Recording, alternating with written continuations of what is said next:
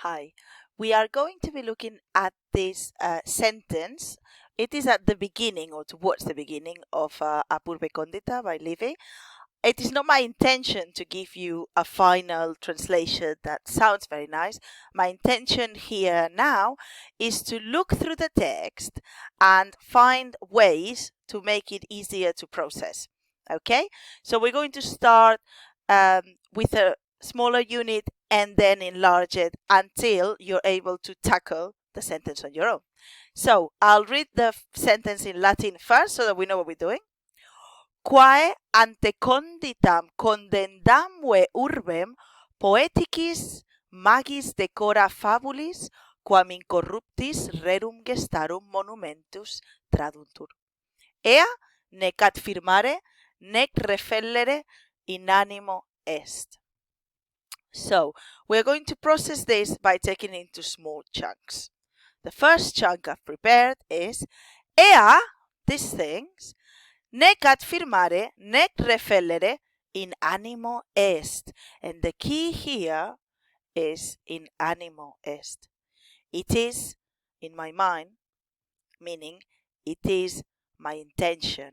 I do not intend to do this or that. This is what he's telling us. So it is not my intention to do two things. So it's not his intention to either prove nor disprove these things or these facts that we're going to be told about. Yeah?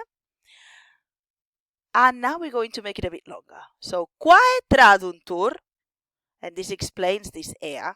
Ea, these things, is quae traduntur, the things that are being passed on, as in the traditions, yeah, or what is being told, what is being related, the things that are being narrated, yeah.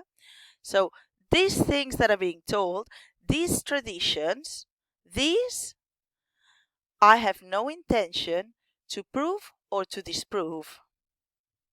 Okay, now we're going to find out a bit more about these traditions, about these things that are being told, the stories of old, yeah. So we are told here that these things are about ante conditam, before the foundation, urbem, of the city. So before the city was founded, before the foundation of the city. You don't need a lot of help with this, I presume, because you will have heard about the title Apurve Condita, from the foundation of the city, and the means of datation that the Romans used. So those things, or those traditions from before the foundation of the city, or as it was to be founded, so the things that happen in the foundation or leading up to the foundation of the city, these things I have no intention, it is not my intention to either prove or disprove. So he's not going to do his historical work on myth, on stories for which we don't have much proof, that are just oral stories from before the time proper records started. Okay? So now let's make it a little bit longer.